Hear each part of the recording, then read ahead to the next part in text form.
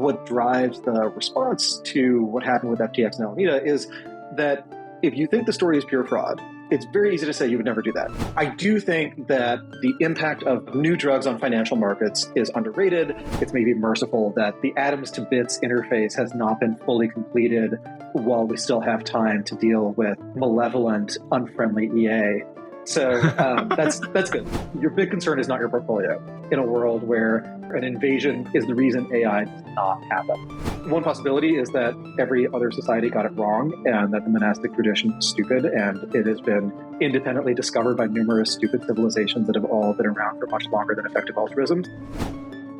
Okay, today I have the pleasure of interviewing Byrne Hobart again for the second time now, who writes at thediff.co. The way I would describe Byrne is every time I have a question about a concept or an event in finance, I Google the name of that event or concept into Google, and then I'd put in Byrne Hobart at the end of that search query. And 9 times out of 10, it's the best thing I've read about that topic. And it's just so interesting, right? It's just like the most schizophrenic and galaxy brain takes about like how, the discourses of, Machiavelli's discourses relate to big tech, or like how Soros's theory of reflexivity explains hiring in finance and tech. So just very interesting stuff. I'm glad to have him back on again. Yeah, great to be back. Awesome. Okay, so first, I really want to jump into the FTX saga. What the hell happened? Let me just leave an open-ended question for you. Yeah, so I think the first thing to say is that there's a lot we don't know. There's a lot we may never know because so many of the decisions at FTX were made through auto-deleting encrypted chat. So there are some holes we will never be able to fill in. The lack of accounting is also going to make it tough.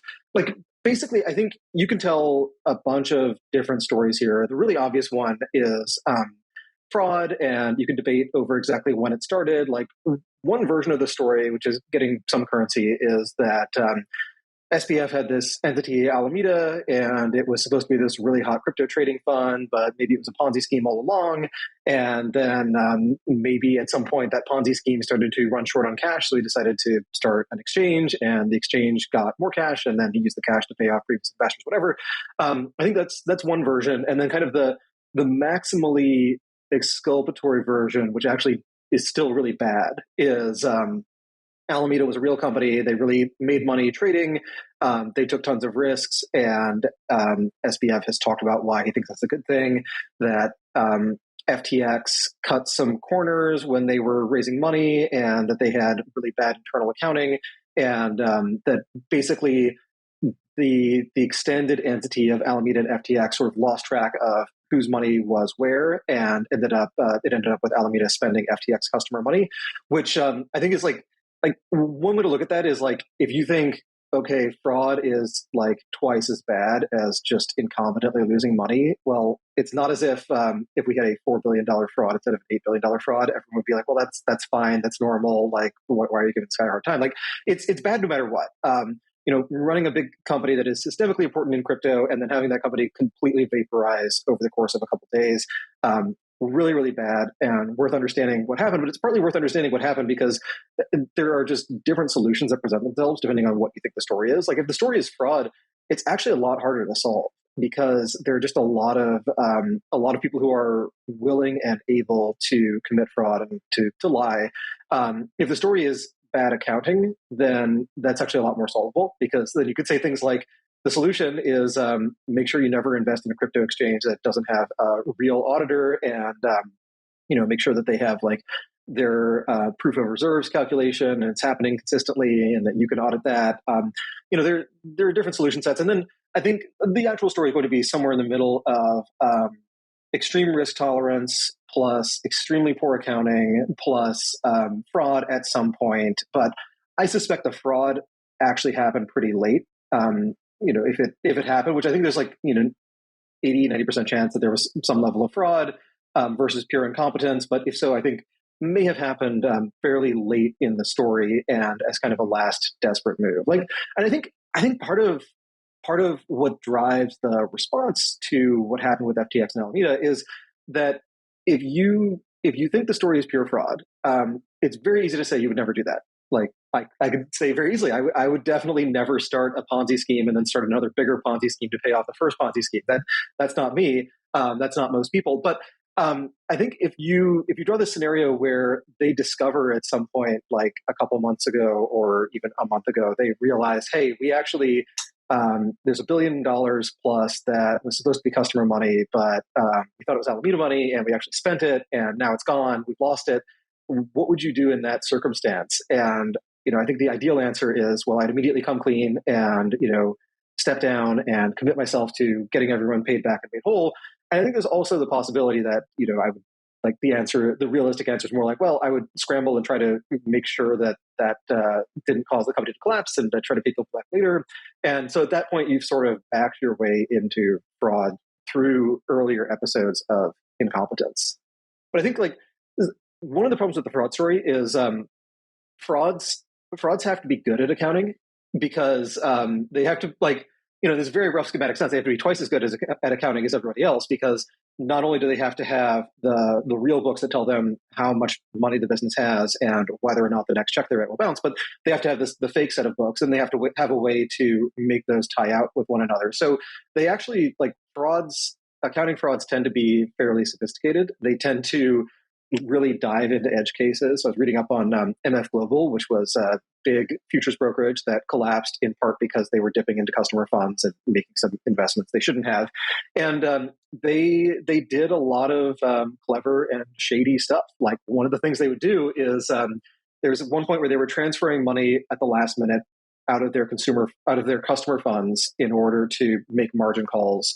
And what they would do is they would send the wire from the customer account to a different company account, and they'd send it a couple of minutes before the wires closed for the night. And then they would send this email right after the wires closed saying, hey, we just realized we sent this transfer from the wrong account. We've got to reverse it tomorrow. But that gave them at least one night of enough liquidity to survive. Now, you can only do that kind of fraud if you are actually keeping really close track of where your money is, where it's supposed to be, what the rules are, so that you know exactly how to break those rules. I don't think FTX was in any position to commit that kind of fraud. I think that they could have, if they tried to do something like that, like they'd wire the money from an account that didn't have any money in it or something, or send it to the wrong account. There are these stories about them accidentally burning a bunch of USDC by sending it to an address that didn't exist or something like that. Like the operational slip-ups actually make it harder for them to have committed fraud. And it's unquestionable at this point that their record keeping was very bad. Yeah. To your point about the fraud being harder, I mean, it's like a classic story about if you just tell the truth, it's just going to be much easier for you. You just don't have to keep track with that many things. But the one thing I've been thinking about, I interviewed him for like an hour, and before that, I tried to do quite a bit of research into how FTX worked and what was going on. And I had this impression that this guy was like the most competent genius that had ever graced finance. And this was like a common impression. This wasn't just, but it turns out that, they were like, it just like out of sheer incompetence, he loses track of billions of dollars. The internal operations, it's just like him putting together spreadsheets and throwing them around and putting emojis on Slack messages, asking for payments. And I want to understand how it is that this guy put out the impression out there that he is just hyper competent, and it turns out that it's like the opposite. It's not even that he's mediocre; it's the opposite. Right. Yeah. So I think you can tell a couple stories there. Like one story, and I know I've been saying a lot. Like you can tell multiple stories. There are multiple stories that fit the facts. We have lots of different weird things to explain, and therefore many different weird explanations that fit them. So I think one version is, okay, he's never all that smart, and decided that he could just play up this weird, eccentric genius thing, and that would he'd be able to get away with it. And there are these anecdotes about how someone told him to cut his hair, and he said, "No, I have to look kind of crazy for this." And so that fits in, and it is kind of an MIT thing to do that, to like play up your eccentricity, because that there are these super brilliant, very eccentric people, and you can be like them. It's kind of like a lot of people. They read about Steve Jobs and they're like, well, the secret to success is be this brilliant perfectionist who can always see the future and also be just a giant asshole to everyone you meet. And I'm going to try to do both of those things. And it turns out one of those is really, really easy to do. And then one of them is really, really hard. And you have to do both to be Steve Jobs. But you can sort of give this surface level impression of Jobsianness by just being really obnoxious to everyone. So I think some of it is that. But the other is that you can, if you get really good at just very narrow domain specific stuff, you might miss what other stuff people have to be good at for that skill set to be valuable. And so I think, like, thinking about his previous background where he worked at a prop trading firm and seemed to do well there, like it's Jane Street, they're very, very selective in who they hire, very hard to get in, and they're very profitable, so good to get in. And it's entirely possible that part of what happened was just that like Jane Street has its operations people, they have their trading people, and there may have been enough siloing within that if your job is just identify discrepancies in ETF prices and take advantage of them, you don't actually have to know things like, how do we figure out which counterparties are creditworthy? How do we make sure we have enough liquidity? How do we have backup plans upon backup plans upon backup plans in case something goes wrong with our liquidity situation? Because that, like, part of the Jane Street model seems to be they're very, very opaque, but very opaque in terms of their trading operations. But part of the model seems to be that they want to be the trader who is there and trading and making a market when everything falls apart. And what that means is that the way you make the most money in trading is when markets are insanely volatile, volume is very, very high, and you're still trading. But the reason that markets get really volatile when prices collapse and there's a lot of chaos going on is that other people who would love to be trading can't trade because maybe the broker they use is suddenly insolvent and they can't get to a new broker, their money is frozen. So if you're planning to be there when everybody else is out of the market, then you have to have lots and lots of contingency plans. And it's not enough to buy lots of deep out of the money put options, as Jane Street does. You also have to make sure that you're buying those options from a counterparty who will actually send you the money when you need it, or that you want to structure those things so the actual cash gets to your account at the time that it needs to be there. And that maybe is something that a prop trader should not be spending most of their time thinking about. It's one of those things where it's like, if you own a house and if over the last 24 hours you learned a whole lot about electrical wiring, or you learned a whole lot about how plumbing works or how septic tanks work, that's not good.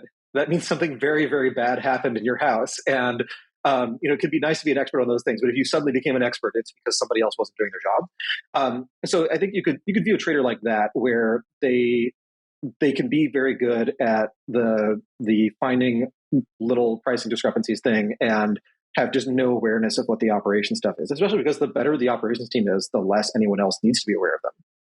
They you only email them when something is going wrong. So if nothing is going wrong, you never email them, and then you forget they exist.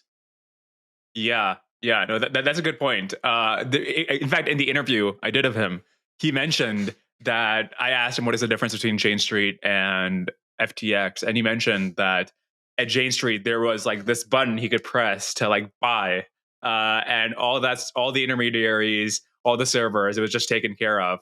And what's really funny is then he said, and just getting a bank account, and he goes, and let's talk about that. Just getting a bank account is so hard when you're an independent. It apparently turns out it's so hard that you might have commingled funds because you couldn't manage to separate them out. Yeah, no, that's crazy. You had this really interesting take. I think one point we were talking about how every single market crash can be explained by the drug that was common in the industry at the time, and we finally achieved the hypergrade meth stage of, I forgot the name of that patch he was taking, but it's stronger than Adderall or whatever, but. So it was, I think saying every crash could be explained by the drug they were taking at the time, that takes a little far. But I do think that the impact of new drugs on financial markets is underrated. And you have examples of this going back pretty far. There is some connection between caffeine consumption and extroversion and risk taking. You temporarily get a little bit more willing to do deals when you have consumed caffeine. And Lloyd's of London, before it was this insurance consortium, it was a coffee shop. It was Lloyd's Coffee Shop. So you do have some history of coffee shops being associated with financial centers, And then you have to zoom forward because we just haven't had that many novel stimulants. I guess depressants, deliriants, whatever. Like other drug categories probably just don't lead to that much financial activity. Like I don't know what how someone would trade differently or invest differently if they had a really strong acid trip or took ecstasy or something. But the stimulants where people can just consistently reuse them, they keep people alert, they make them active and wanting to do things. It seems like stimulants would have a connection with financial markets. So yeah, the theory is like if you look at the 1980s, where there were a lot of these hostile takeover deals where someone would find a company that's underperforming, and from when you look at the spreadsheets and say this company is underperforming, what you're often looking at is a story that is more like this company believes that they have this social obligation to the community where people work, and that they have an obligation to give their customers a fairly priced product, and maybe they give them really good customer service that it doesn't really pay for itself, and it's the right thing to do. Well, maybe especially if you are a cokehead with kind of cokehead morality, you decide, well, that's not the right thing to do at all. We should actually just take the money, and we should fire these people and replace them with cheaper employees.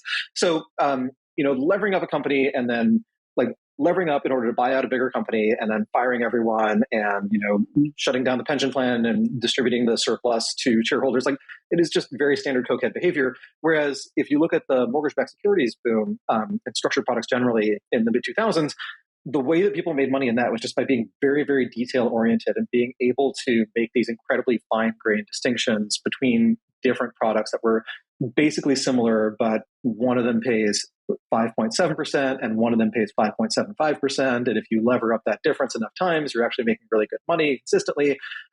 Super boring, but maybe with enough Adderall, it's actually very tolerable work that you can enjoy. So I do think that just like within stimulants, the difference between short-acting stimulants and long-acting stimulants does mean the difference between a hostile takeover boom and a structured products boom. And then, I think the drug is called MSEM or something, which is like a Parkinson's treatment. And there's some evidence from pretty small sample size studies that one of the side effects of this drug is compulsive gambling. So, the drug story, there have been very, very fun tweets about this claim, and then there have been these official denials from the company doctor. On the other hand, if you're a company that has a company doctor, maybe that says something about the level of medication you're consuming, and maybe the company doctor's job is partly to say, as a doctor, I can assure you, I would never give someone 3 times the normal dose of Adderall just because their boss hired me to do that specifically. And they like. I think dealers don't exactly have like patient confidentiality norms. Doctors do. So maybe you hire a doctor instead of a dealer specifically to get that plausible deniability.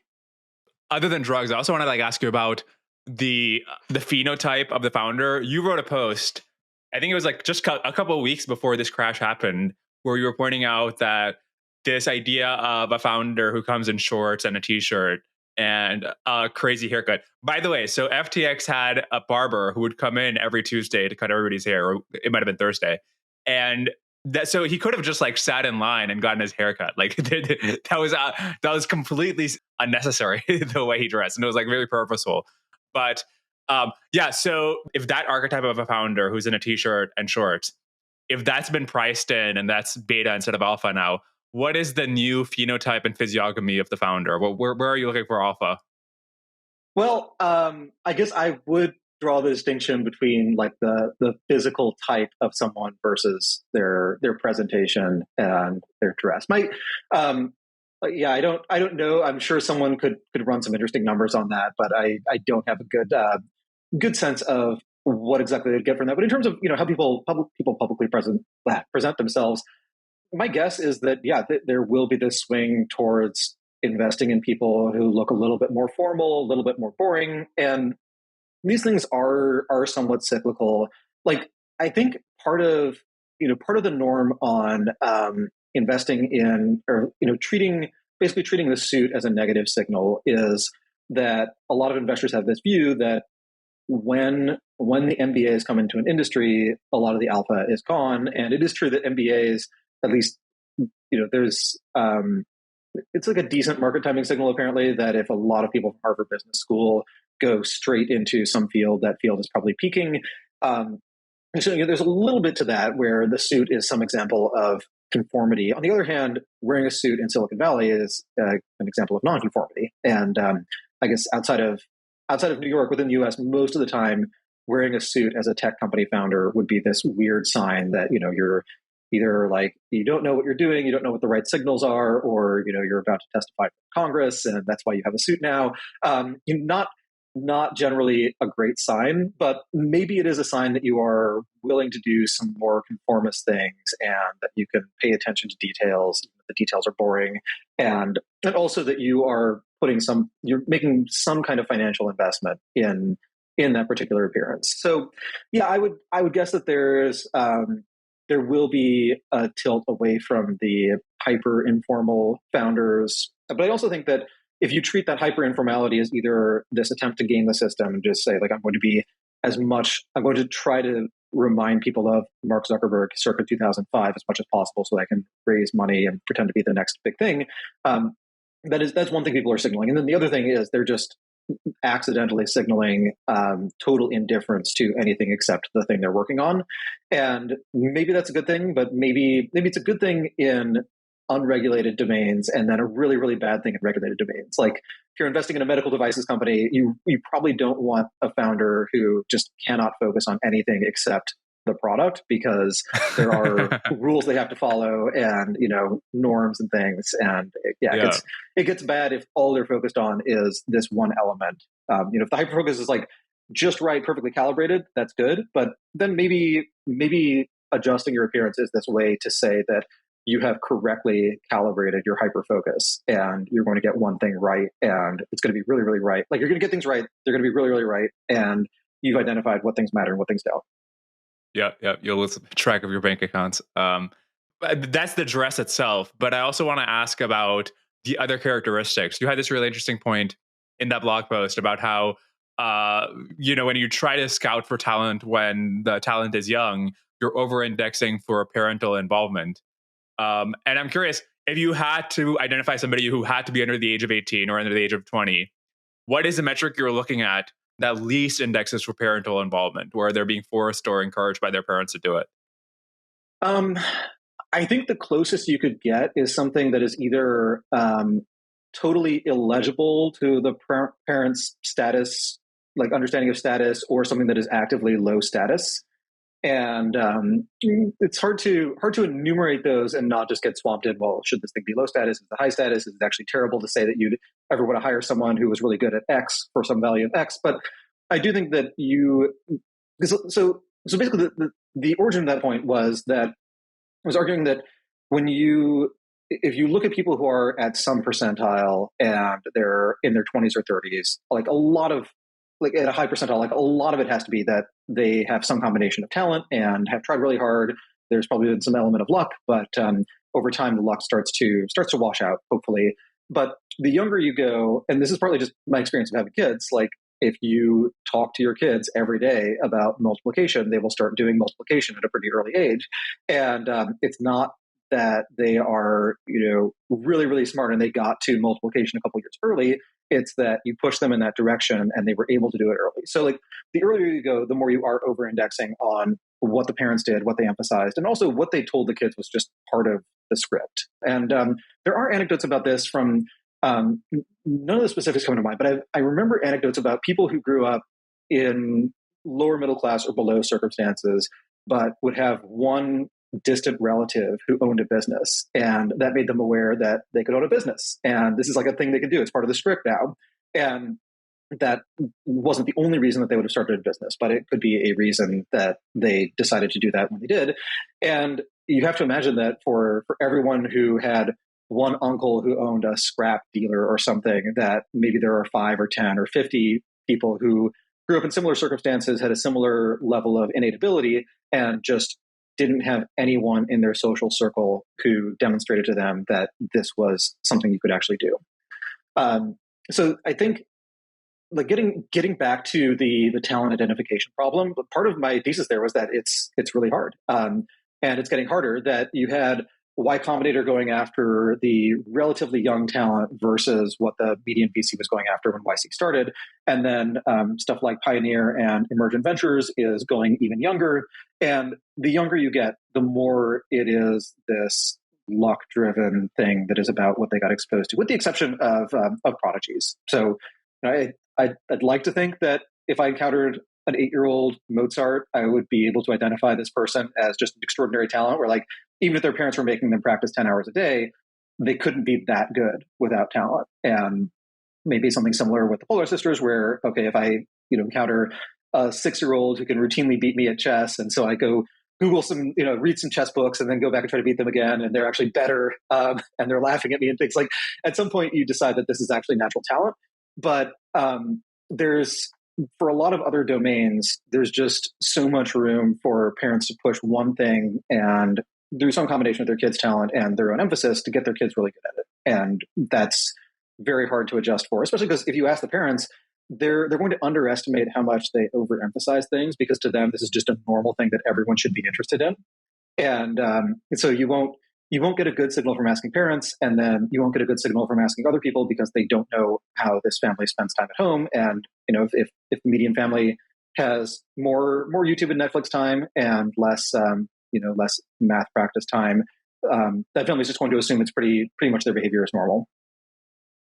It's a bit confusing because you also want to potentially include parental involvement in your estimate of how good this person will end up being. If you think, for example, that giving somebody a shot to get started programming early is actually a big factor in putting them on that sort of like loop where they get better by practicing and they enjoy it more, so on. You might expect momentum more than mean reversion in that kind of like early start. Sure. So I think part of what this gets to is the question of what are you optimizing for when you're doing a talent search. And I think this is maybe one reason there could be some alpha left in talent search among people who are super young, is that a lot of the academic institutions that are doing some form of talent search, what they're pretty much optimizing for is, how does this person do over the next year? So, if someone is a math prodigy and they get to join the math team at that school, the school is not trying to optimize for, will this person be proving novel theorems when they're 25? It's really, will this 7-year-old be doing, algebra by the time they're 8? And that is still very tied to parental involvement, especially once, parents like kids, they like structure. And if you tell them this is the appropriate next thing to do with your kid, then they're more likely to do it. So you can coast on that momentum for a while. But what I think the trap you can run into is that you identify people who are like 95th percentile talent with 99th percentile just super aggressive parents, and that combination gets them to 99th percentile performance until they leave home, and then they never do whatever that thing is ever again because they didn't really like it. It was just something their parents pressured them into. Now, maybe the ideal would be you get 99th percentile on both, so the parents are putting them on this trajectory, but the parents are actually aiming, a very powerful rocket ship, and it's going to go right in the right direction, which is ideal. And I think there's a reasonable possibility of that. Like, I think there's like some level of just imprinting that young kids have, where a lot of kids learn about programming when they're very young, and that's something that they do from a very, very early age, and then it becomes the thing that they work on for their entire career. Obviously, that has to be fairly new, because it's not like they're, from like anyone who was born before 1970 just had this constant yearning to program computers and could never satisfy it. Like, those kids found something else to do. Maybe a generation before it was repairing transistor radios like Feynman did when he was a kid. And maybe a century before that, it was experimenting by building little internal combustion engines and seeing whether or not they explode, like Henry Ford did with his friends at school. And maybe before that, like, the earlier you get, the harder it gets to really map these activities to anything concrete that we understand and can relate to. But there's probably some extent to which you can sort of direct kids into whatever the modern instantiation of this long-term enduring tendency is. And I guess one interesting example of that, I've been reading the Robert Caro LBJ biography, and there's this bit towards the end of the first volume where LBJ is put in charge of this fundraising organization for Democrats in Congress. And when you read about it, he sounds like a traitor. He sounds like someone who was just born to be slinging currency derivatives or something, because he is constantly on the phone, constantly picking up rumors, constantly sending money here and there and everywhere else. And he's like always sending money overnight and then sending someone a telegram the day before saying you're going to get a package from Lyndon Baines Johnson and you're welcome. So he's doing this thing where he's constantly relentlessly optimizing every little tiny detail of some very complicated process. Clearly requires enormous working memory, requires a very strong, basically a very strong poker face. Like he has to be able to differentiate between someone who is begging for money because they're polling at 49%, and with a little bit more money for newspaper ads, they'd get to 50.1%, versus someone who just wants the money or just is constantly freaking out by their nature. So it requires a lot of the same character traits, but 1930s were just not a great time to go to Wall Street. Maybe if LBJ had been born at a slightly different time, that's just what he would have done, and he would have been a very successful private equity executive or something. But sometimes these general skills, they can translate into a lot of different areas, and they get honed into very specific skills through deliberate practice in those areas. So if you have that combination of natural tendency and some level of motivation, which in LBJ's case, his dad was also a politician, so he had this example of this is part of the life script, you can't do it. But he also had the example of his dad was broke after a while. And so he had this example of what not to do, and ended up making good money for himself in addition to his political career. Yeah. I'm glad you brought up the biography. I'm reading it right now as well. And the other biography by Robert Caro, The Power Broker, just for the audience, the last episode, or the second to last episode in the feed is we go deep into that biography and talk about why it might be inaccurate in certain respects. But what it is accurate in, and I think what Caro has a genius in, is talking about the personalities of these great men, about the people who have really shaped their cities or their countries for decades and centuries. There's many places where, I mean, I'm sure this is true for you if you understand like the economics of an issue he's talking about. There's a lot to be left to Caro's explanation, but the actual like the sort of breakdown of the personalities is just so fascinating and worth reading Caro for. But come to think of it, so maybe the difference between the cases where you want to price in the parents' involvement and the ones where you don't is where in situations like maybe being a politician, where it really is about building a network, building know-how, building this sort of inarticulable knowledge from an early age. It might be the case that in those situations, just having connections and having parental involvement gets you far. But if it's like becoming a programmer, sure, you'll like have done data structures by the time you're 16. But eventually you'll get to the point where, everybody knows the basics, and now you actually have to do interesting and cool things in computer science. And now you're like a 95th percentile spatial reasoning IQ is not going to get you that far. But let me ask you about the Caro biography, because you had a really interesting comment that I've been wondering about as well in your review of the book, or in your comment about the book. You said it's worth speculating on how many LBJ level figures exist today, perhaps in domains outside of politics, and how many Caro level biographers there are who could do them justice. So do you have some idea of who these figures are, or if not that, at least what areas you'd expect them to be in? I think a lot of people who are close to that tier and have some of the same personality types are in sales and corporate development and stuff like that, where they're building a big network. They are constantly building out this giant levered balance sheet of favors, favors owed to them, favors they owe to other people. And like all forms of leverage, it does allow you to grow a lot faster, but you occasionally run into these big blowups.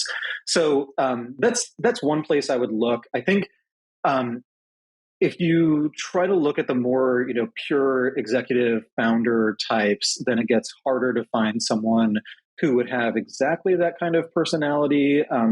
It's like part of what made LBJ's methods work was that he was adjacent to a bunch of these really big institutions, and he could sort of siphon off some of the power that these institutions had, and in some cases could make them more powerful. So I'm about a third of the way through Master of the Senate right now. So it's just getting to the point where he's really getting cooking and really making the Senate more effective than it used to be, and also making it an organization where someone where it's less seniority based. So you need to be attached to something much bigger than yourself for that particular skill set to work really well. That said, you can have a really big impact because it's another form of leverage. So if you are one of 100 senators, or I guess at that point it was 96 senators, and you're able to exert a lot more influence and be the equivalent to 40 senators, for example, then you can get a whole lot done because it's the U.S. Senate. But if you have that same kind of skill set and you're the CEO of your company, well, you're already in charge of the company. Like, there's only so much extra force you can exert. So you kind of see a figure with exactly that kind of personality trait in a case where there are big institutions that have slowed down somewhat. And this is another interesting point that is raised early in Master of the Senate, is that the Senate was getting old. And if you look at these long-term charts of average age of politicians, we're definitely in a bull market for extremely, extremely old politicians in the U.S. right now. But we've gone through cycles before, and one of the things that tends to cause a reset is a war, where wars, among other things, cause this huge reset in social capital. So the people who made mistakes in the early stages all get discredited, and then the social bonds that people forge from actually fighting alongside one another, and the prestige you get from actually being part of the winning side, that is very hard to replicate. And so you end up with much younger people in in positions of a lot more power. Whereas the way that worked a decade and a half earlier was in the 1930s. There just weren't a lot of organizations that were hiring heavily and looking for really ambitious young people who were going to shake things up, but the U.S. government was. So that's how LBJ got in and started on its path, was that the New Deal created these big programs like the National Youth Administration, and they needed people like Johnson to run them. So when you look at an industry that is aging, it's usually an industry where ambitious people stay away from it. Like, they recognize it's becoming more seniority focused, and there's just less going on. But there becomes this huge opportunity when the aging stops, because a bunch of people either retire or they get discredited and have to leave. And suddenly the average age of the industry ratchets down. And you can basically look at the set of opportunities that were missed over the previous decade, for example, because the industry was whatever this institution was too risk averse.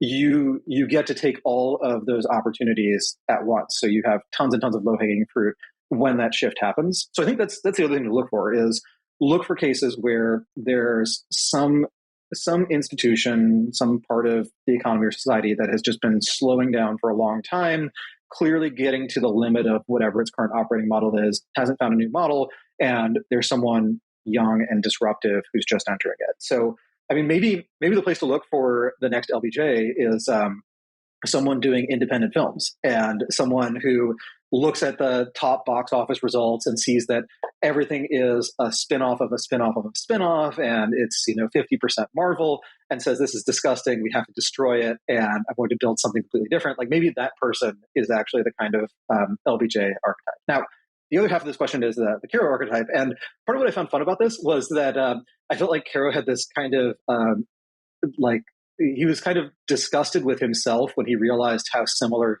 some of his methods were to LBJ's, because he's writing this story about this guy who will do anything to make a sort of friendship, but it's really a fake friendship just to accomplish his goals. And he's constantly doing the reading that other people aren't doing, and doing the work and making the calls and reiterating, just endless patience. And then you read about how Caro works, and he does things like moves to DC for a while, talks to everyone in DC, befriends people, moves to Texas, moves to the Hill Country and gets to know people there.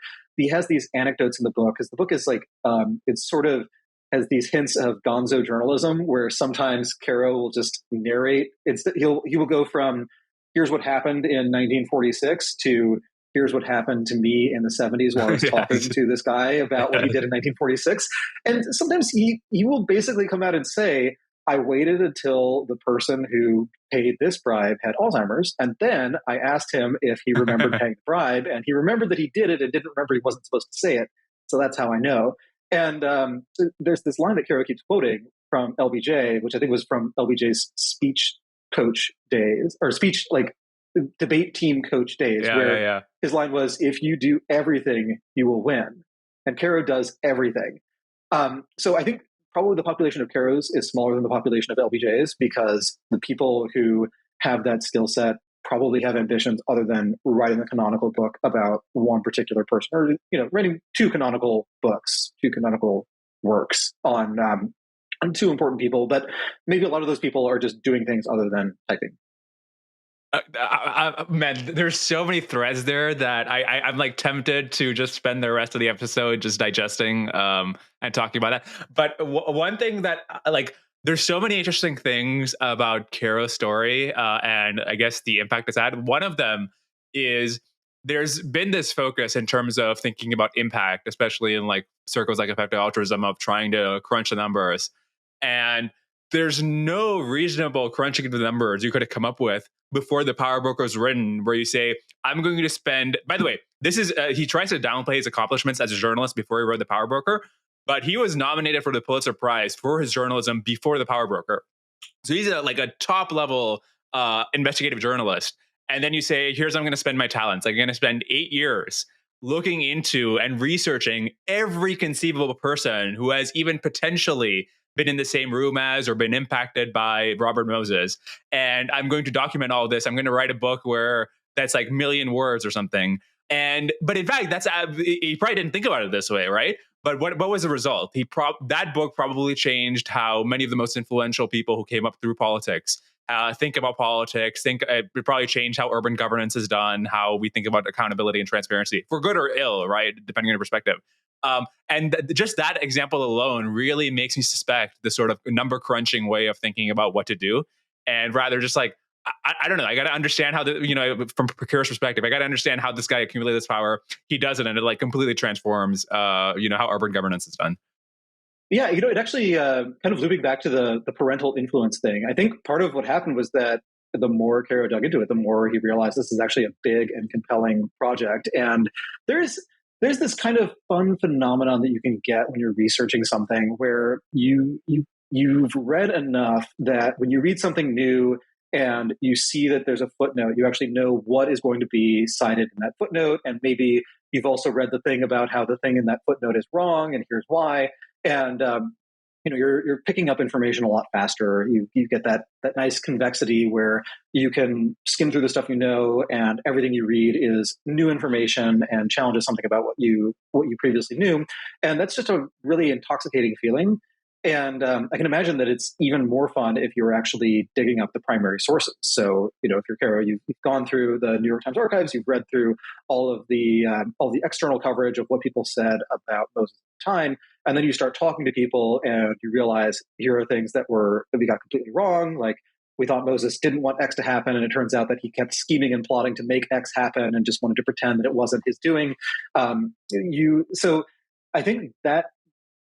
What happens is you build this ongoing motivation, and then you can make something that you just wouldn't be able to make before. And I think if you start out saying, I'm going to write 1,000,000 words about how cities are run, you will probably fail. But if you keep writing another 500 words a day about how Robert Moses operated and what he did, and then you have some reflections throughout that on what that means for cities, then maybe you actually get there in the end.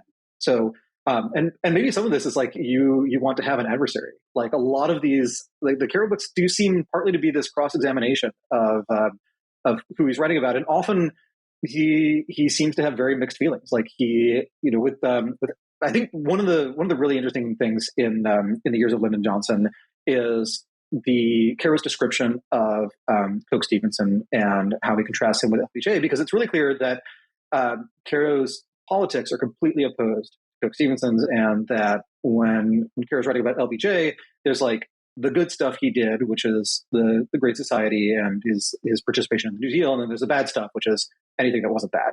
And so he clearly he likes what LBJ accomplished and despises the person, and then really likes the person of Coke Stevenson and kind of wishes him well, but also doesn't actually want people like that to be in charge of anything.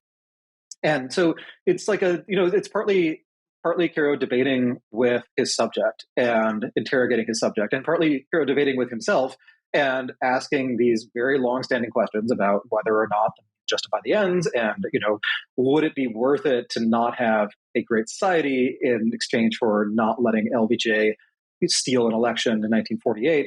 And I don't think that, like, if he's good at his writing, he shouldn't be coming to firm conclusions on that. And he should be presenting this very, very mixed picture where you really only get the things you really want if you also accept that there are some very bad things that come along with that. As long as the things you want come from powerful, ambitious people who will do anything to win.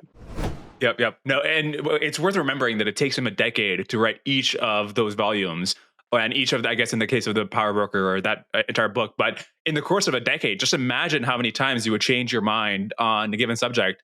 And you really notice this when you read different paragraphs of, like, for example, the Power Broker, where you notice early on, if you just read the first third or the first half of the Power Broker, you're like, clearly Caro is like writing about Robert Moses the way he writes about Robert Lyndon Johnson, where it's like, yeah, this guy had some flaws, but like, look at the cool shit he did and the awesome stuff he did for New York. And then the tone completely changes. But you got to remember, he's just writing this so many years and in between. I do want to talk about the thing about young people being able to. Young people, I guess a war being a catalyst for young people entering an arena. I did an interview of Alexander Mikarovitsky. I forgot his last name, but anyways, he wrote a really interesting book about the Napoleonic Wars. And this is actually one of the things we talked about. There's a line from War and Peace where one of the Russian aristocrats is mad that his son is joining the war. And he goes, it's that man Napoleon. You've all seen him, and now you all want to like go off to war.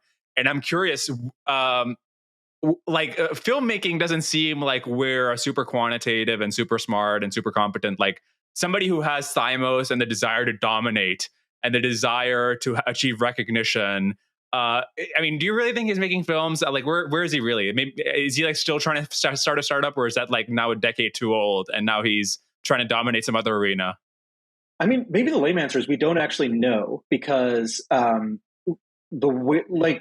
Graham has that essay about the trope of startups starting in garages, and I think it's called The Power of the Marginal. And it's all about how the really interesting projects are the ones that can barely get off the ground because they're so weird and so out there that there's no infrastructure to support them. And what that ends up doing is selecting for people who are extremely passionate about that project, and also people who are extremely willful and will get impossible things done.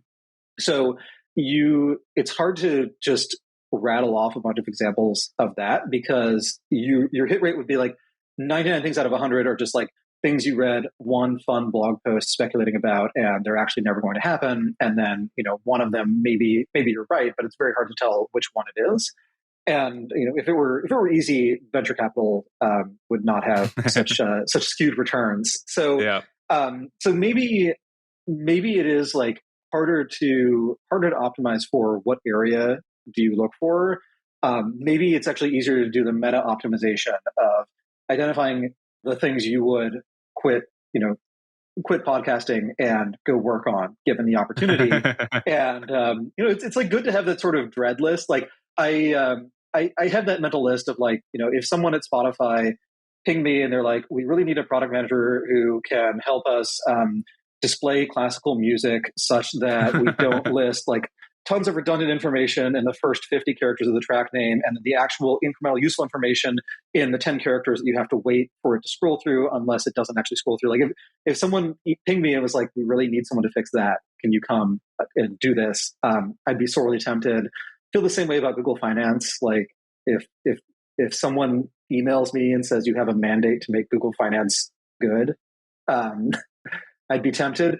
But I think thinking of like what industries would have that kind of pull for you, and then what can you do to really dig into those industries, you'd probably find the proto successful people in spaces like that, versus trying to optimize in advance for, well, if I were someone who thinks like nobody else thinks and were a true natural contrarian and also had spent several years learning about different opportunities, which one would I have ended up picking? Because then you're sort of magicking away all of the things that actually make the person you're looking for worth looking for.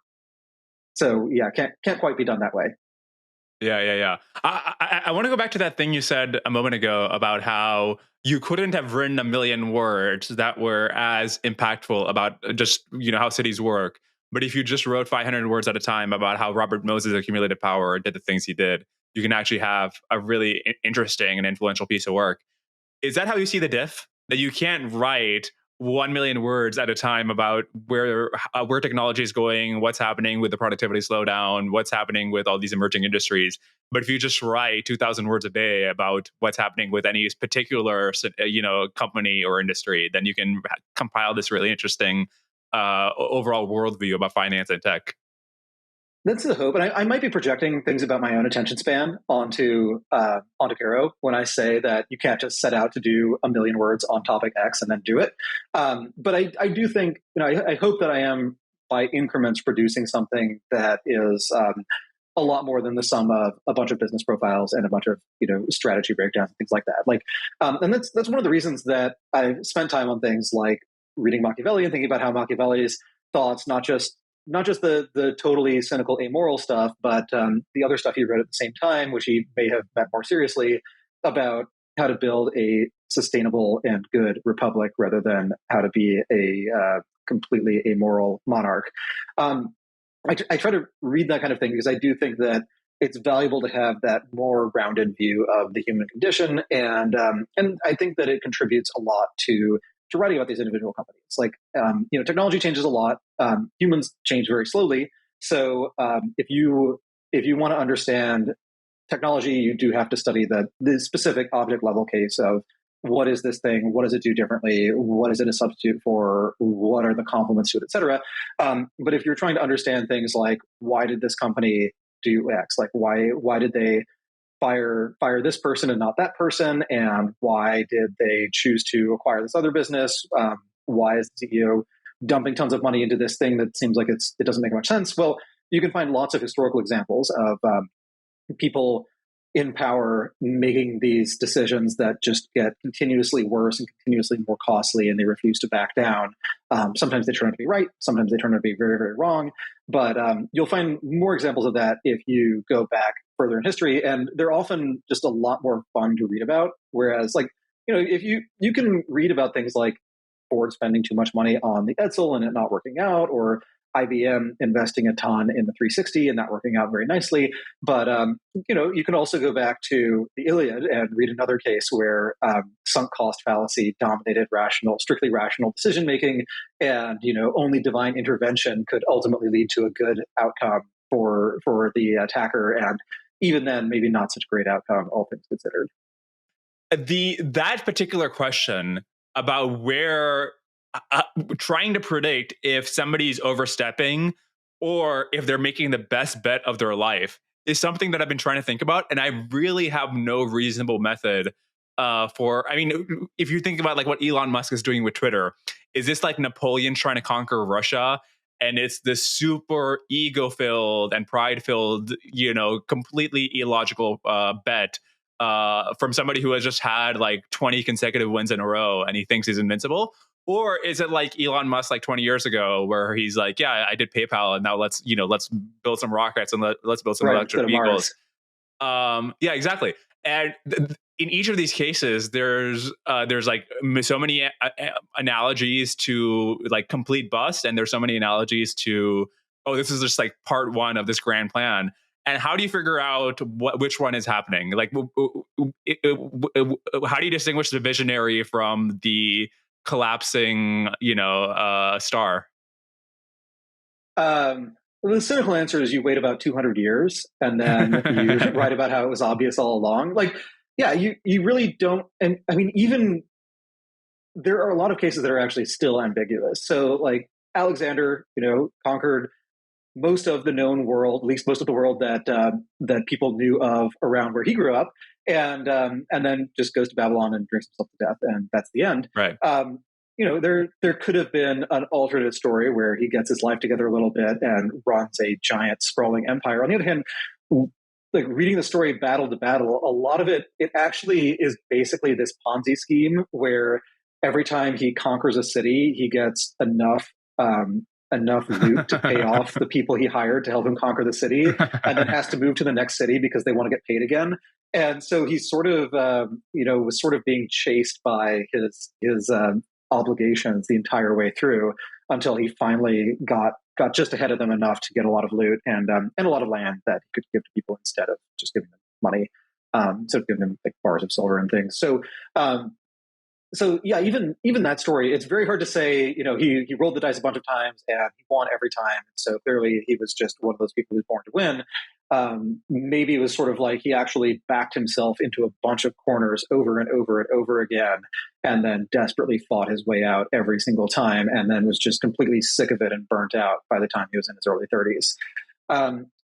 In terms of how you would figure it out in advance, like I think some of it does come down to getting a sense of whether they're responding to circumstances or whether they actually have a long-term plan. But then there's probably nothing more dangerous than a long-term plan that someone actually has the means to execute.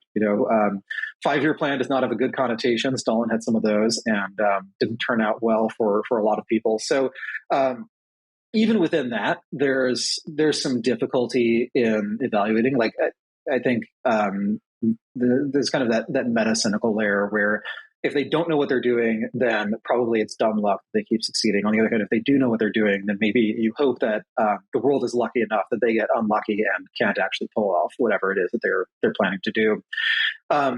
Maybe I guess another thing would be, is there like an end state that they can get to? Because I think, someone like Alexander, he basically just kept going until he couldn't go any farther, until his troops were basically on the point of mutiny, and then just turned around and went, not all the way home, but went to like the nicest place halfway home and hung out there and partied. But, if you look at someone, if the story is less about conquest and more about reconquest and restoration of something, then there are these natural limits. You can say like you go this far and you don't go any farther because you've actually finished your task. So something like, I think like I don't actually know which generals were on the other side of Napoleon, but the ones who chased him out of Russia, like for them, the master plan was not, we're going to conquer all of Europe. The master plan was like, we're getting our country back, and then we're going to chase him far enough that he doesn't feel like he can just wait a year and do this again when it's not winter. So maybe that's another way to constrain it. But then you end up naturally selecting for less ambitious people. It's like one way to have these guardrails on your behavior is just don't have very big ambitions. So you might, and in that case, those people are also stuck responding to circumstances. So maybe you just end up with many different iterations of the same thing on different scales, where everyone is stuck in certain historical circumstances. They have their skills, they have their opportunities. They can go after some things. Maybe they achieve great things, maybe they completely fail. But either way, eventually their luck runs out, or they run out of ideas, and then there's nothing to do except go home or just keep trying until keep being bolder until you eventually fail. On Musk particularly, I don't really understand it. I think there's like a remote possibility that he actually has a bunch of specific concrete ideas for how to increase Twitter's free cash flow and how to pay down the debt and make it a more profitable company. Maybe he just had that sense that it was overstaffed and that it should survive with a smaller headcount. And if you cut headcount enough, then you end up with a profitable business. It could also just have been fun, and seems fun so far.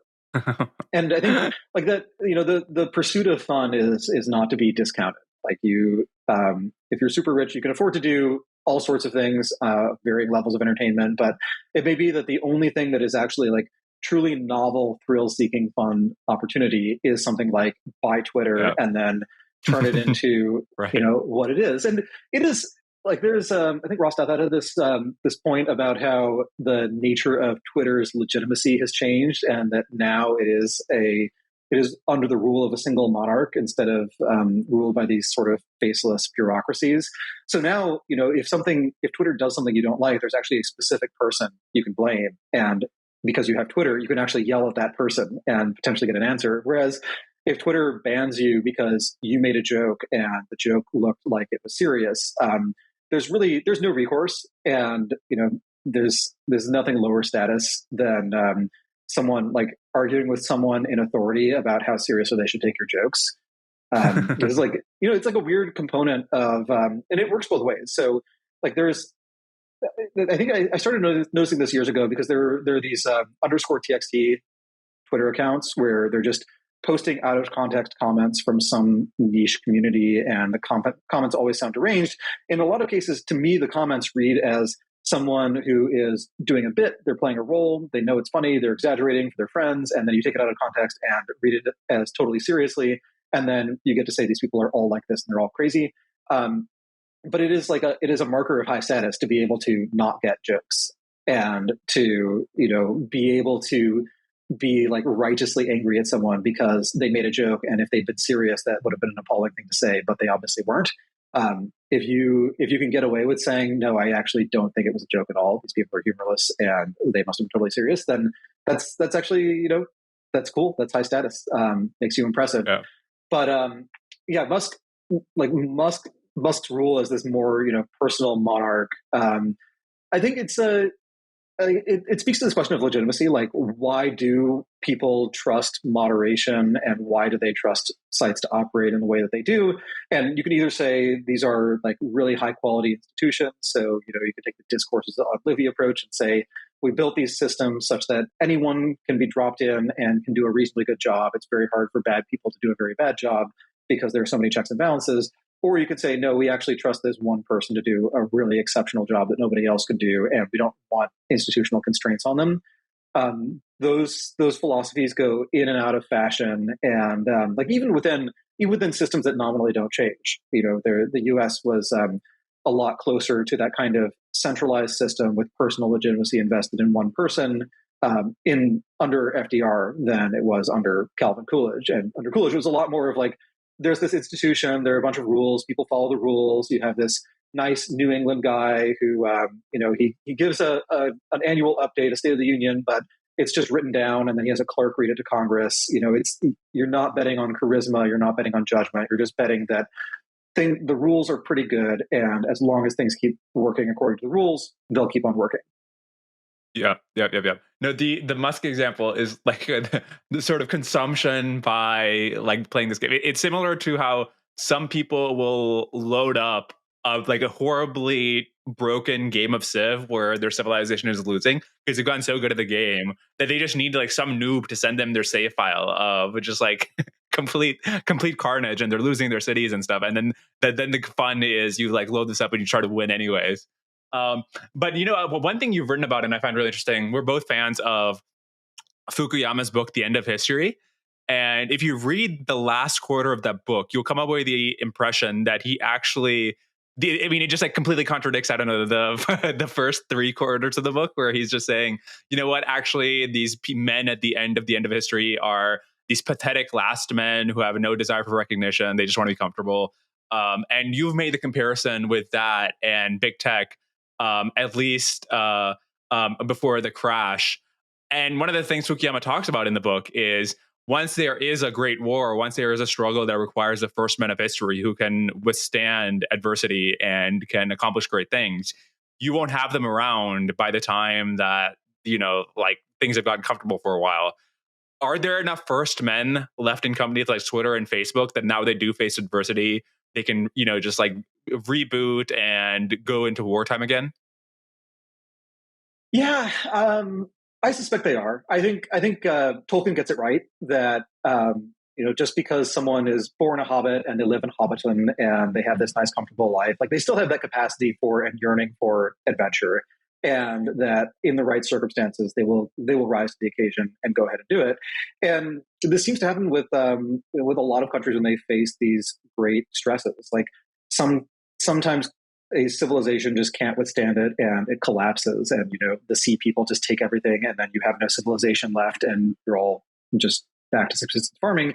But in a lot of other cases, they even if they ultimately don't survive, they go through a very long decline because they do fight to maintain what they have for an extended period. So I think like even trying to determine a mechanism by which you can eradicate that thirst for glory and that ability to rise to the occasion. It's hard to think of. I mean, unless you think unless it's like microplastics or something, maybe that does constitute the end of history. In which case, hopefully we export enough microplastics to make sure that we don't have any last pockets of thumos. Yeah. So it's sort of like the Scott Alexander riff about the steppe nomad invasion risk, Right. where it's an existential risk that comes along every couple hundred years. Yeah, you want to avoid that. But it's like I think part of having that kind of thumos and thirst for glory should be that you can't actually you can't be so habituated to a life of ease and comfort and lack of difficulty that you won't actually respond appropriately when there's an external threat that you need to respond to. Then maybe you weren't first man material after all if you can't and you just want to stay on your couch. So yeah, I'm sure we can sort of deplete that reserve, and then there were, I think, definitely like post World War II U.S. was definitely a country where there were a lot more people who had taken very serious risks. They'd gone through, a lot of hardship. On the other hand, so I recently read that book, The Economics of World War II, which was comparing a bunch of countries and how their economies performed in World War II. And one of the things that stood out of the U.S. was that in a lot of terms of material consumption, the U.S. wasn't really that much, didn't really look like a country going through a war. Like in most other countries, you saw this decline in literally how much food people had to eat, and especially how much protein and fat they had to eat. And so I think like a lot of places, calorie intake had dropped by like a third by the end of the year or by the end of the war. And then in the U.S., calorie consumption actually went up. So U.S. was like, on the home front, was inconvenienced by the war, and things like gas and tires were hard to get, but people were still eating well. Whereas in a lot of other parts of the world, people, they were literally going hungry so that their country could continue to fight the war. So maybe there's there's some level of hormetic response where you suffer a bit because your country is contributing to this, and then you're hardier for it, and the country has accumulated a lot of social capital, and you've had to get really good at organizing and building things, and then maybe there is some level of suffering from conflict where you've totally had enough, and you're never doing anything like that ever again, and you're done. And then I think one of the interesting things to consider is like the extent to which different countries fit into that model. So one of my I'm very interested in Japan and Japanese industrial policy and how the Japanese post-war recovery went. And one of the annoying things about that is, like, I thought that was the question, was how did Japan have this wonderful post-war recovery? But when you look at a lot of the institutions involved, they don't start in 1945 or 1951 or whatever. They actually start before World War II. And so you can actually sort of see World War II as part of this arc of the same historical process that continued post-war, which is Japan wanted to be economically self-sufficient and independent, and a country that could determine its own fate. And during the last gasp of imperialism, one way to do that was invade countries with lots of natural resources, take those resources, and then manufacture things at home. But when that became untenable, then the next best option was be within the sphere of influence of the most powerful military in the world, and be very closely tied to their import and export markets, and then import everything you need under the protection of the U.S. military, and then export things to the U.S. in order to pay for those imports, and basically run the same strategy, just with someone else doing the military part. So, in one sense, that was like a total defeat of the imperialist model. In another sense, it was like this strategic realignment, but actually basically same end goal, and, very, very different external facing view of that goal. But yeah, same ultimate idea. There's this book called Princes of the Yen, which is mostly about Japanese central banking policy, but it has some early bits about how the structure of Japan's economy works. And the way the author describes it is that post-war Japan had a war economy in peacetime with lots of centralized control and suppressed consumption and lots of heavy industry, heavy manufacturing.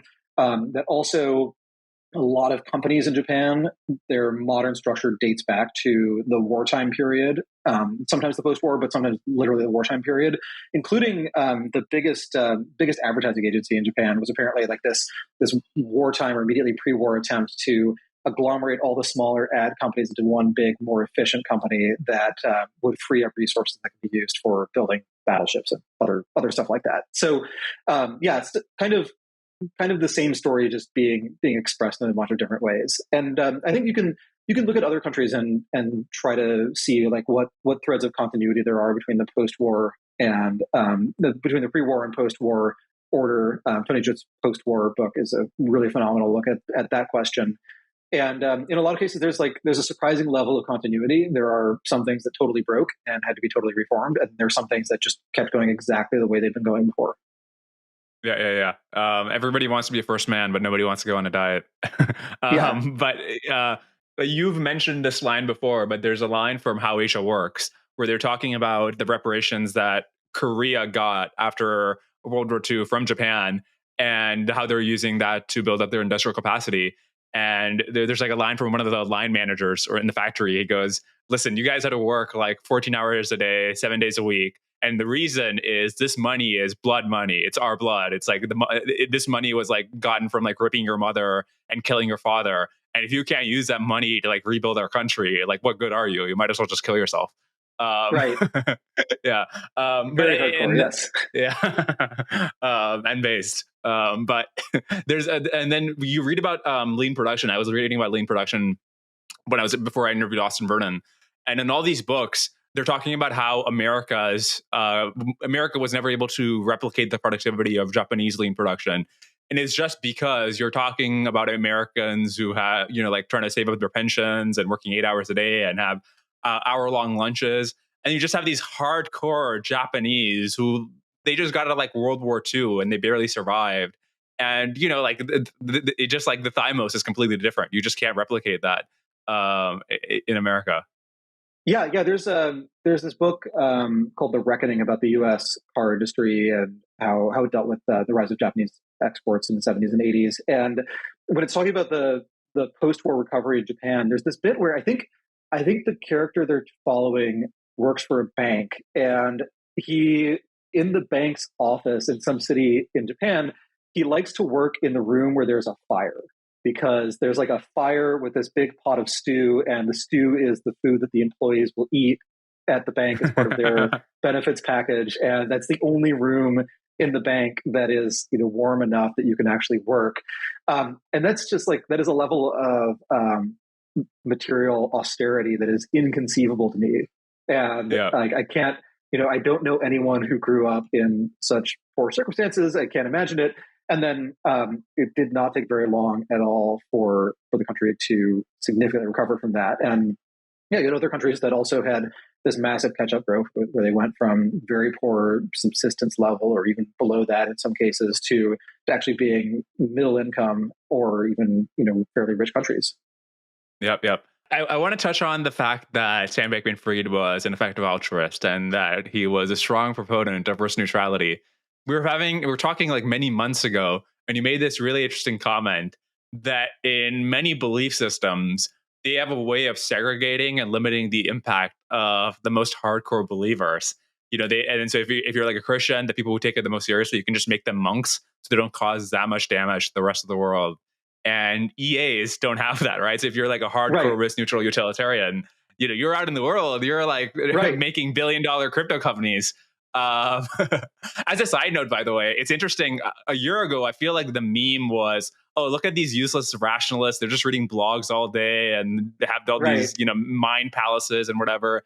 And well, what good are they, And then now everybody's like, oh, these neutral utilitarians are going to wager our entire civilization in these 5149 schemes. But anyways, yeah, I just want to get your commentary on all this. Yeah. Like I think it's a useful pattern to observe, because it goes back to that point that human nature just doesn't change all that fast to the extent that it ever does, and that we've had the problem when different civilizations have had this problem of, okay, we've got some rules and we've got these beliefs, and they're generally going to guide people to behave the right way, but they're going to guide people to be the right kind of normal person and not to be someone whose life is entirely defined by this incredibly strict, rigid moral code, and by whatever you get if you take the premises of that and just extrapolate them linearly as far as they can go. And I think that gets especially dangerous with really smart people, because you can give them a set of first principles and they can ask really, really interesting questions and come up with edge cases. And sometimes, like, I think for some people, like, the first philosophy class where they encounter these edge cases, they just reject it as stupid and say things like, if you shoved the fat man in front of the trolley, why do you think the trolley would stop? The trolley would just kill him too. Like, this is dumb. And I think that it is useful to keep in mind that the thought experiments are designed to be implausible and they are supposed to be these intuition pumps. But the more you get this complicated, highly abstract economy where an increasing share of it is software interacting with software, well, software doesn't have that common sense break on behavior. And if you have this very composable economy, you can find cases where first principles thinking actually is action guiding and can guide you to extreme behaviors. Fortunately, those extreme behaviors are things like trading cryptocurrencies with lots and lots of leverage. And we have, like, it's maybe merciful that the atoms to bits interface has not been fully completed while we still have time to deal with malevolent, unfriendly EA. So that's good. But yeah, it is like, it's a problem that you come up with. You see it a lot. And you see a lot in different societies, and they do tend to have some kind of safety valve. They're like, if you really think that praying all day is the thing you should do, you should go do it somewhere else. And you shouldn't really be part of what we're doing. And I think that's healthy. And I think in some cases, it's like a temporary thing. Like, you do that, you get it out of your system, and either you come back as this totally cynical person who doesn't believe in any of it, or you come back as someone who is still deeply religious and is willing to integrate with society in a productive way. And I think even within the monastic system, you do have different levels of engagement with the outside world, and just different levels of interaction. So I think that that's something that EA should take seriously as an observation, as like a design pattern for societies, that you typically don't want the people in charge to be the most fanatical people, and that because EA beliefs do tend to correlate with being, a very effective shape rotator or a very effective manipulator, like symbol manipulator, and those skills are very lucrative, and money does have some exchange rate with power. Like, you basically have a system where very smart people can become very powerful, and if very smart people can also become very crazy, then you tend to increase the correlation between power and craziness. And doesn't take very long clicking through Wikipedia articles on various leaders in world history to say that you ideally do not want your powerful people to be all that crazy, or your crazy people to be all that powerful. As far as what to actually do about that, I think one model is that smart people should be advisors, but not in an executive capacity. Like, they shouldn't be executives, or like you don't want the smartest person in the organization also being the person who makes the final decisions for various reasons. But you do want them around. You want the person making final decisions to be like reasonably smart, like smart enough they understand what the smart person is telling them and why that might be wrong, what the flaws might be. So that might be one model, is that you want the EAs dispersed throughout different organizations in the world as someone working with non-EAs and kind of nudging them in an EA-friendly direction, giving them helpful advice, but not actually being the executive. One possibility is that every other society got it wrong, and that the monastic tradition was stupid, and it has been independently discovered by numerous stupid civilizations that have all been around for much longer than effective altruism. So one possibility, you can't discount it. But I think if you run the probabilities, it's probably not the case. Yeah. And I mean, in general, it's always a little bit the leaders who take ideas seriously don't necessarily have a great track record, right? Like, Stalin apparently had a book of like 20,000, a library of like 20,000 books. Like, if you listen to Putin's speech on Ukraine, it's, laden with all kinds of historical references. Obviously, there's like many ways you can disagree with it, but it's like a man of ideas. And do you want a man of ideas in charge of important institutions? It's not clear. I mean, founding fathers, I was going to say, a lot of them were wordsmiths, and we basically had, we have whole collections of anons flaming each other through pamphlets, Federalist Papers. So in one sense, it was a nation of nerds. On the other hand, Washington didn't, as far as I know, did not have huge contributions to that literary corpus. So maybe that is actually the model, is like, you want the nerds, you want them to debate things, you want the debates to either reach interesting conclusions or at least tell you where the fault lines are, like what are the things nobody can actually come to a good agreement on. And then you want someone who is not quite that smart, not really into flame wars, to actually make the final call. Yeah. No, that's a really good point. And I mean, like, forget about Jefferson. Think of like if Thomas Paine was made president of the United States, that would be very bad news. Yeah. Like it was good to have like and it's important to know that like it's good to have, it's better to have some level of fanaticism than no fanaticism. Right. There's like an optimal amount of thumos and there's like an optimal place for it. But I think, yeah, from a totally cynical perspective, like your most demotic people, maybe they are at the front lines doing things and taking risks, but also not making the decisions about who goes to the front lines. Or I think the other thing is like making sure that the person deciding where the front lines are and saying, the front line is like, we keep France safe from the invaders and not the front line is Moscow. So get to Moscow and burn it down. Which there's the book, The Mind of Napoleon, or not The Mind of there's a recent Napoleon biography that I'm also in the middle of. It's been a good year for reading about power tripping people. It does point out that technically France was actually declared, Napoleon had more countries declare war on him than he declared war on. Yeah. So on average, France was fighting defensive wars during the Napoleonic era. It's just, they kept defending farther and farther from France. Yeah. Defense requires some strange kinds of offense often. Yes. Okay. So one like sort of meta question I've had is, there in all other kinds of discourse, there's this question about, whether you're trying to figure out how to do which charities do the most good, whether you're trying to figure out which policies are best, whether you're trying to figure out how you should promote leaders, anything. There's a question of, there's like two kinds of discourse. There's one that's like, we've got these few dozen RCTs, and let's see how we can extrapolate the data from these in the least theory-laden way. And there's another where it's like, I've just read a shit ton of classics, and I'm like a thinking person. I think a lot about culture and philosophy. And here's my sort of like big, intricate worldview about how these things are going to shape out. And investing is an interesting realm because there's both kinds of people, and you can see the track records over long periods of time. So having seen this track record, is there any indication to you where this sort of first sort of microeconomic approach actually leads to better concrete results than somebody like Thiel or Soros, who are motivated by a sort of intricate worldview that's based on philosophy or something? Which one actually makes better concrete predictions that are actionable? So I think typically the greats have some synthesis of the two, and it probably leans more towards big worldview than towards micro level observations. I think like one way to divide things is to say that the quants are all these micro level observations. Like you could be a quant who does not actually know what the numbers mean, doesn't know what the product is, doesn't know the time scale, is just looking for patterns and finds them. And people have done it that way. But it seems like quantitative strategies get more successful when you're doing that, you find some anomaly, and then you find an explanation for the anomaly. And the explanation might be some psychological factor you've identified, and maybe you find studies indicating that loss aversion is real, and this affects how fast stocks go down versus how fast they should optimally go down, and that gives you a trading strategy.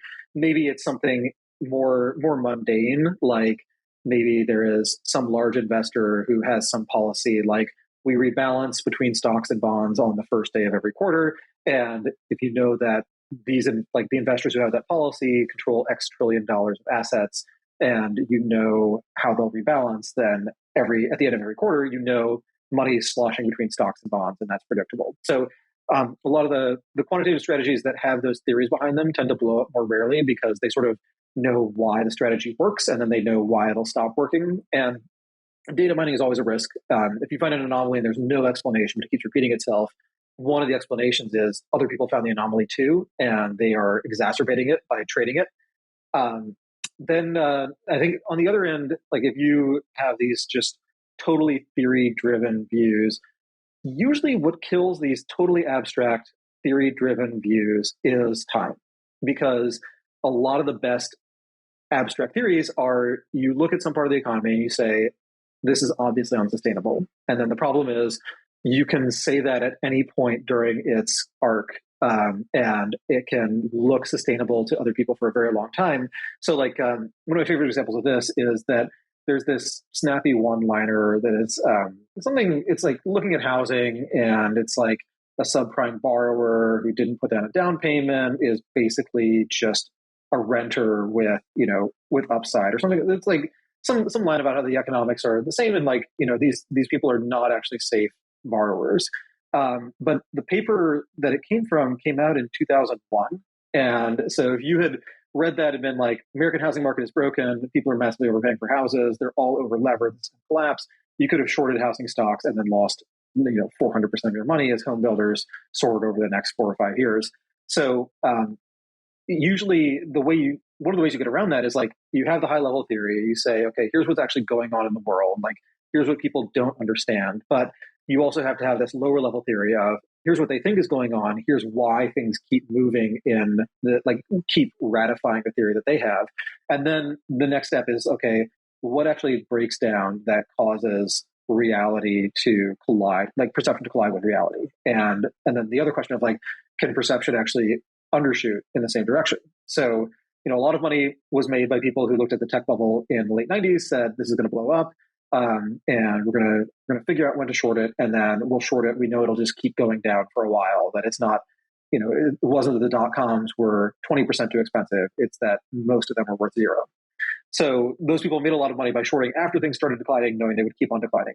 But a lot more money was made by people in 2003 and 2004 saying, this didn't actually discredit the internet. It's still a good technology. And it's not like we fundamentally can't make money online. It's that you can't make money online if you don't know what you're doing and you massively overspend. And there just aren't that many people online and no one's spending money online yet. So a lot more money was made by people who were able to take advantage of the overshooting in the opposite direction, rather than the people who figured out from first principles that the bubble had bubble characteristics and was eventually going to pop. And that it requires a lot more of this micro level analysis. So, a lot of macro people are looking at what individual companies are doing and what they're saying, and how consumer sentiment is changing month to month, and all these other very low level indicators where the indicators are not a thesis, but the indicators tell you something about when your thesis will become true. Mm-hmm. That's really interesting. I'm just going to do some rapid fire questions for you, Byrne, now in the final few minutes. First, how can somebody be long AI but hedge for the possibility that Taiwan will be invaded? So you want to, I don't know if I should put money into TSMC, but I know that GPUs are going to be the next big thing, or going to be very important in the future. How do you make that position concrete? Oh man, that's really hard. I guess the next best thing would be looking at the Korean fabs, because they're close, but I guess they don't produce the same chips. But I guess the bet would be that Korea is the country most likely to catch up to Taiwan in the event that, or most likely to catch up to where Taiwan is today if Taiwan is no longer an option. But I think, like, if you're trying to make the AI bet conditional on Taiwan bet, I think a lot of what you want to do is actually think about how you underwrite the Taiwan invasion bet, because that's probably the thing with the bigger long-term impact. I mean, maybe not. It gets tricky. Like, there's, sometimes geopolitical changes can just lead to these permanent inflections. Like, we have the data on there's some kind of emissions that you can measure that is the result of copper mining, and so we can see how much copper mining changed year to year throughout history. And we do actually see, like, it was rising during the Roman Empire and then peaked and then went down and then didn't come back for like a millennium. So sometimes there is a really unfortunate geopolitical inflection in underlying technology. But if you think about what that means in the real world, what it probably means is like that is the end. Like, your big concern is not your portfolio in a world where an invasion causes AI, is the reason AI does not happen. So I would separate the invasion bet from the AI bet. And then I guess next best thing would be, the sad answer is Intel and TSM are sort of America's last hopes on this. I think there's, like, you can tell a story where invasion becomes more and more likely, and the US does a sort of Operation Paperclip with no connotation about the political views of the engineers involved, but Operation Paperclips all the best TSM engineers out to Arizona and has them all work on building those chips in the US. In which case TSM is still a play, although it's certainly lost some valuable assets. But that's a very tricky question, and it may be one of those things where it's kind of kind of hard to hedge. Like there are sufficiently bad things. There's not really a good meteor hedge. Like in the minutes before the meteor hits us, maybe treasuries do outperform equities, but you don't really care. Okay, yeah. All right, I'll definitely have to have you on again in a few weeks because we've gone through like I don't know like a quarter of the questions. So okay, but it was really interesting. This is like probably the most fun episode I've done so far. So awesome. Yeah. So just another plug. It's thediff.co. That's with 2 F's and the Twitter handle. What is your Twitter handle, Byrne? It's my full name at Byrne Hobart. Okay, cool. Yeah, and highly recommend it. For the most schizophrenic galaxy brain takes, visit thediff.co. Awesome. Thanks, Byrne. You bet. Hey, thanks for listening. If you enjoyed that episode, I would really, really, really appreciate it if you could share it. This is still a pretty small podcast, so it is a huge help when any one of you shares an episode that you like. Post it on Twitter, send it to friends who you think might like it, put it in your group chats. Just let the word go forth. It helps out a ton. Many thanks to my amazing editor, Graham Bessalou, for producing this podcast, and to Mia Ayana for creating the amazing transcripts that accompany each episode, which have helpful links, and you can find them at the link in the description below. Remember to subscribe on YouTube and your favorite podcast platforms. Cheers. See you next time.